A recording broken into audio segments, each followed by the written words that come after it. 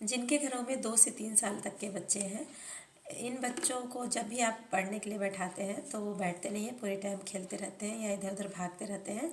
तो आप एक उपाय कर सकते हैं, जहाँ भी बच्चा खेल रहा है, जिस भी कमरे में बच्चा खेल रहा है, आप उसी कमरे में बैठकर जो भी आप अपने बच्चे को सिखाना चाहते हैं उसी को ज़ोर ज़ोर से पढ़िए। जैसे मान लीजिए आप A to Z बच्चे को सिखाना चाहते हैं तो A for apple, B for ball, C for cat, इसको आप 3 से 4 बार लाउडली पढ़िए। जिससे क्या होगा, बच्चा आपके साथ बोल तो नहीं रहा है लेकिन बच्चा सुन रहा है, बच्चा सब कुछ सुन रहा है। तो इसके सबकॉन्शियस माइंड में ये सब सारी चीज़ें जा रही हैं। अब जब बच्चा 5 ही मिनट के लिए या 10 मिनट के लिए आपके साथ बैठेगा तो जल्दी से इस लेटर्स को रिपीट कर पाएगा और सीख जाएगा। मीनाक्षी जी ने पूछा है कि अग्रेसिव बच्चों को कैसे हैंडल करना चाहिए। तो मैं, जहाँ तक मुझे लगता है कि इसके 2-3 मेन कारण हैं।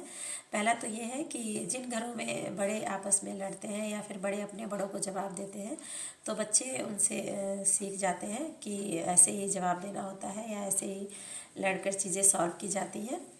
तो बड़ों को तो लगता है कि बच्चे को क्या पता है कि क्या हो रहा है, लेकिन ऐसा नहीं है।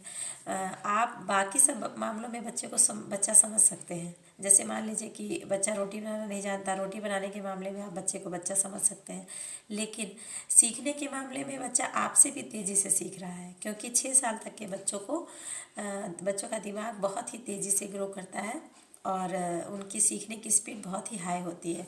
तो इस समय बच्चों का बहुत ज़्यादा ध्यान रखना चाहिए। दूसरा ये कारण हो सकता है कि न्यूट्रिशंस की कमी होने पर भी बच्चे चिड़चिड़े हो जाते हैं। आयरन की कमी होने पर, अगर बच्चे को आयरन की कमी है तो वो भी बच्चा इस तरह से हर बात में लड़ेगा, झगड़ेगा या फिर तुरंत रिप्लाई करेगा।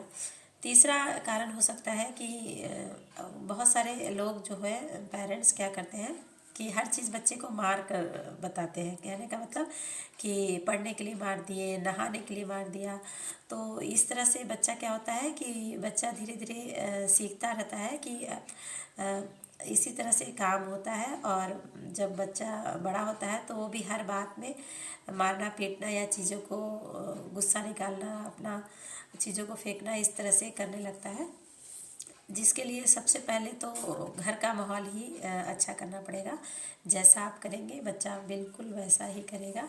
कोशिश करिए कि घर का माहौल बहुत अच्छा रहे और धीरे धीरे बच्चे के न्यूट्रिशंस को भी ध्यान देकर आप इसे अग्रेसिव आदत को छुड़ा सकते हैं। धीरे धीरे ही ये होगा। आपको धैर्य रखना है। जब भी बच्चा गुस्सा करे उस समय आपको शांत रहना है। जब बच्चा शांत हो जाए तब उस समय आप बच्चे को अपने क्वालिटी टाइम देकर उसको समझा सकते हैं। और इसमें कोई भी चीज़ सीखने में बच्चे को उतना टाइम नहीं लगता है जितना गलत आदत को बच्चे के अंदर से निकालने में टाइम लगता है। तो धैर्य रख के आप धीरे धीरे इस पर काम करें।